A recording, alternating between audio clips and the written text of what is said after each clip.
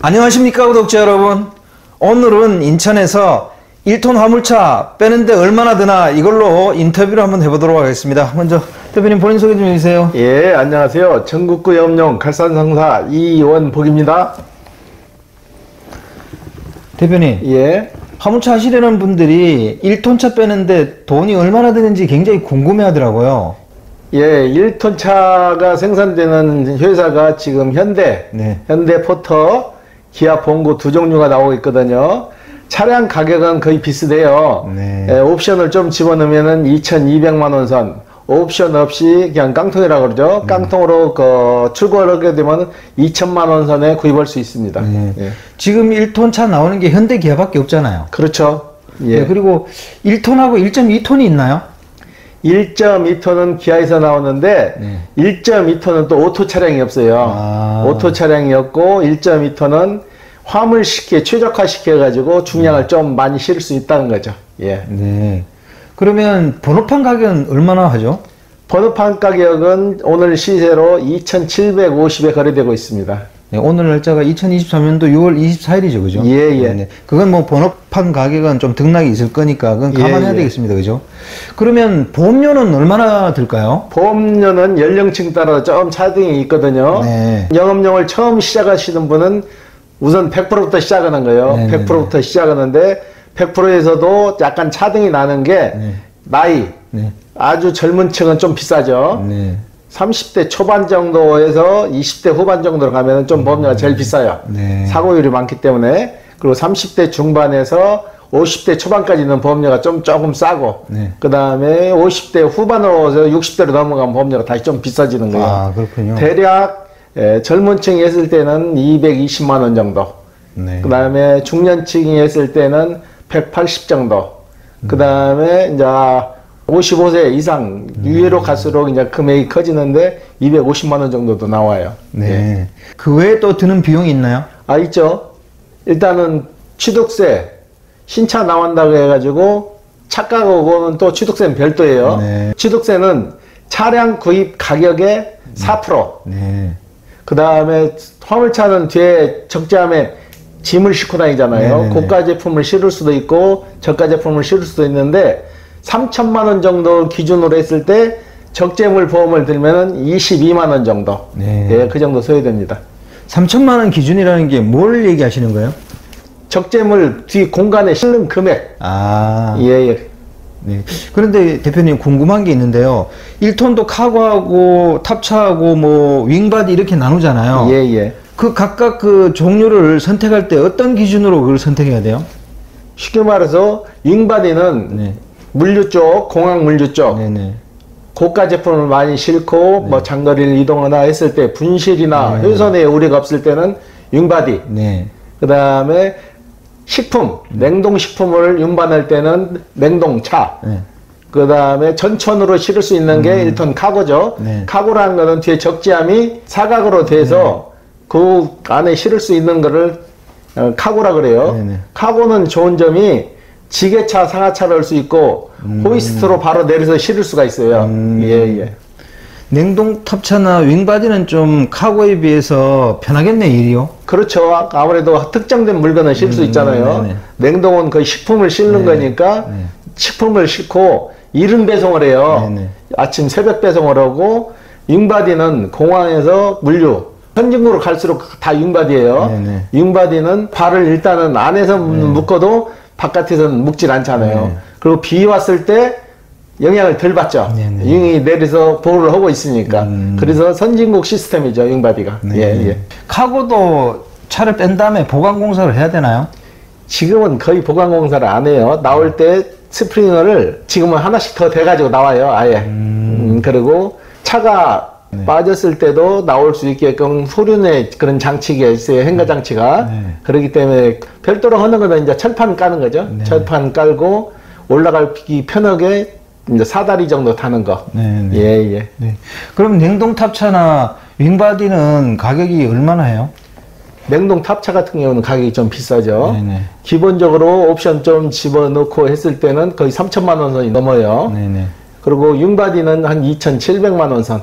네. 카고보다는 월등히 비싸죠. 네. 예. 지금 얘기하신 게 1톤 냉동 탑차하고 1톤 윙바디를 얘기하시는 그렇죠. 거죠? 예, 예. 네네. 그러면은 보통 이 윙바디나 냉동 탑차를 밖에 나와서 다나요? 회사에서 달고 나오는 거는 정품. 네네. 바깥에서 나와서 자기네 이러는 용량에 맞춰서 제작을 하는 건 사제. 네. 그런데 처음에 살 때는 정품이 좀 가격이 비싸요. 네. 근데 팔 때는 사제는 거의 마이너스가 많이 돼요. 네네. 정품은 인정을 해줘서 그 가격을 어느 정도 물고 가는데 그러면 그 냉동 탑차 같은 경우는 로, 정탑, 하이가 있던데 그것 좀 설명 한번 해주세요. 예. 일반적으로 가장 나오는 게 정탑이라고 그러거든요. 네. 규격에 맞게 나온 거. 네. 그보다 이제 좀 더 큰 거. 네. 정탑은 뒤를 보면은 장석이 네. 두 개가 붙어 있어요. 위 하나, 하단에 하나. 네. 그 다음에 하이. 하이는 사람이 서서 일을 할 수 있는 거 좀 편하죠. 네네. 높이가 좀 높다는 거예요. 네네. 하이 같은 경우는 장석이 하나, 둘, 셋, 세 개가 들어가요. 중간에 하나가 더 들어가요. 네네. 그걸로 높이를 해서 하이탑인지 정탑인지 구별하고 아주 낮은 거 있어요. 네. 이마트나 이런 데서 물건 배송하는 거 있죠. 그냥 지하로 쏙쏙 들어갈 수 있는 거. 네네. 아주 낮은 거도 그런 탑이 있어요. 예. 그건 별도로 제작을 해야 돼요. 아, 그렇군요. 예. 대표님, 그러면 1톤 그 용달을 빼는데 총 비용이 얼마인지 한번 종합적으로 설명 한번 해주세요. 일단은 차량 가격이 필요하겠죠. 네. 차량 가격이 옵션이 들어간 상태에서는 2,200만 원, 2,300만 원까지도 네. 옵션 따라 좀 차이가 나요. 네네. 근데 일반적으로 거의 화물차는 옵션이 그렇게 많이 필요 없어요. 네네. 깡통으로 우리가 이제 속칭 말하는 말이 깡통이거든요. 옵션 없는 거. 네네. 옵션이 없는 거는 2천만 원 선. 네네. 예. 그 정도 거래되고 있어요. 거기에 보험료하고 기타 부대 비용을 포함하면 얼마 정도 들어요? 보험료 같은 경우에는 나이 연령대별로 또 차이가 있어요. 연령대 30대, 40대, 50대, 60대별로 다 틀리는데 아주 연령대가 적은 250, 막 300까지도 보험료가 나와요. 나이가 30대 이제 중반에서 후반으로 넘어가는 게 보험료가 제일 싸요. 네네. 그분들은 한 180만 원 정도. 그 다음에 한 55세에서 60, 70세로 넘어가면 보험료가 또 비싸져요. 네네. 사고율이 많으니까. 네. 그리고 영업용은 처음에 시작할 때 보험료를 뭐 120%, 130%에서 시작하는 게 아니고 누구나 100%부터 시작하는 거예요. 100%부터 시작해서 사고가 없으면 1년에 10%씩 이제 빠지는 거예요. 네네. 사고가 나면은 물피냐, 인피냐에 따라서 할증료율이 달라지는 거죠. 네네. 예. 그러면 1톤 카고를 기준으로 했을 때 신차 가격하고 번호판 가격, 취득세, 등록세, 그 다음에 적재물법. 네, 적재물보험. 예. 이렇게 해가지고 하면은 총 비용이 얼마 들어요? 5천만 원 정도 들어가죠. 5천만 원. 예. 그러면 그 윙바디나 냉동 탑차를 한다 그러면 조금 더 들겠네요. 더 들어가죠. 일단 차값이 차이가 나잖아요. 네네. 윙바디 같은 경우는 차값이 한 2,700만 원. 아, 냉동은 3,000에서 3,200. 그것도 옵션 따라 좀 틀리는데 3,000만 원 훌쩍 넘어가요. 네네. 예. 그건 따로 또 별도로 계산해야 되겠네, 그죠? 그렇죠. 그러면 5천만 원 정도 드는데 이 중에서 현금으로 모두 구입한 사람은 별로 없을 거 아니에요. 신용대출이나 아니면 차량 대출 같은 게 되는 게 있어요?